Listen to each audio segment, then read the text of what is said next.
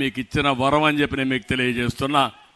ఇప్పుడు నా ఆలోచన ఒకటి, ఆడబిడ్డల్ని కేంద్రంగా పెట్టుకుని పేదరిక నిర్మూలన చేయాలని, ఈ రాష్ట్రాన్ని అభివృద్ధి చేయాలని మహాశక్తి కార్యక్రమం తీసుకొచ్చాం. అందుకే ప్రతి ఒక్క ఆడబిడ్డకి 1500 రూపాయలు నెలకు మీ అకౌంట్లో వేసే బాధ్యత మేము తీసుకుంటామని మీ అందరికీ హామీ ఇస్తున్నా. రెండోది, ఏదైతే తల్లికి వందనం కింద ఎంతమంది పిల్లలుంటే అంతమందికి 15,000 రూపాయలు వేస్తామని కూడా మీ అందరికీ హామీ ఇస్తున్నా. ఇవి రెండు కాకుండా ధరలు పెరిగాయి. అందుకే నేనే దీపం పెట్టాం. ఈరోజు మళ్ళా మీకు హామీ ఇస్తున్నా, ప్రతి ఒక్క ఆడబిడ్డకి 3 సిలిండర్లు ఉచితంగా గ్యాస్ ఇచ్చే బాధ్యత తీసుకుంటామని హామీ ఇస్తున్నా. ఆర్టీసీ బస్సుల్లో ఉచిత ప్రయాణ సౌకర్యం ఏర్పాటు చేస్తాం.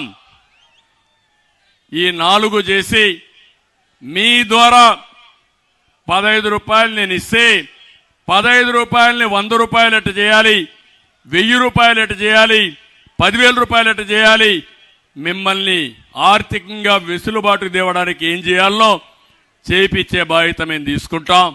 అదే P4 అన్నా. పేదరికం నుంచి ప్రతి ఒక్కరిని పైకి తీసుకొచ్చే విధానానికి తెలుగుదేశం జనసేన శ్రీకారం చుడతాం. ఇది చేసి చూపిస్తామని మరొక్కసారి హామీ ఇస్తున్నా.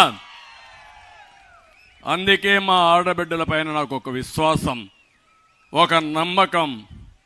మీకు ఒక అన్నగా, ఒక తమ్ముడుగా మీకు న్యాయం చేసిన పార్టీ తెలుగుదేశం పార్టీ. ఇప్పుడు జనసేన తెలుగుదేశం 2 పార్టీలు కూడా మా ఆడబిడ్డలకు న్యాయం చేస్తామని మరొక్కసారి హామీ ఇస్తున్నా. ఇలాంటి కార్యక్రమాలు చేసినప్పుడు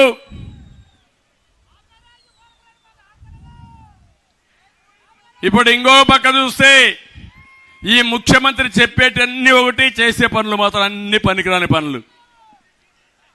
ఆయన పెట్టిన హాస్పిటల్స్ బ్రహ్మాండంగా ఉన్నాయన్నాడు. రెండోది, ఆరోగ్యశ్రీ